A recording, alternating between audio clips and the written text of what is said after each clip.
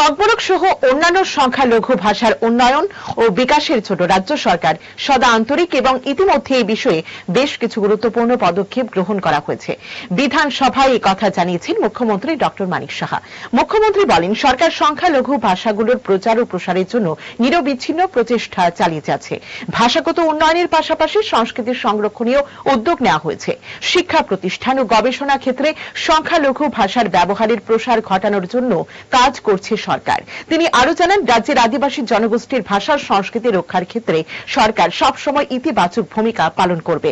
সংখ্যালঘু ভাষাগুলোর উন্নয়নের জন্য ভবিষ্যতেও বিভিন্ন প্রকল্প গ্রহণ করা হবে বলে আশ্বাস দেন মুখ্যমন্ত্রী।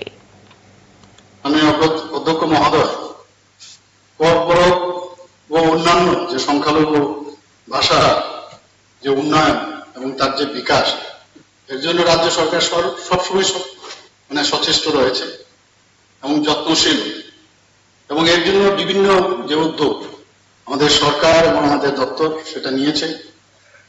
ককবরক ও অন্যান্য সংখ্যালঘু ভাষার বিকাশের জন্য রাজ্য সরকার অনেকগুলো যে পদক্ষেপ নিয়েছে, তার জন্য সেটাকে বাস্তবায়িত করার জন্য আর্থিকভাবে দপ্তরকে 2024-25 অর্থবর্ষে 2,16,78,000 টাকা দেওয়া হয়েছে।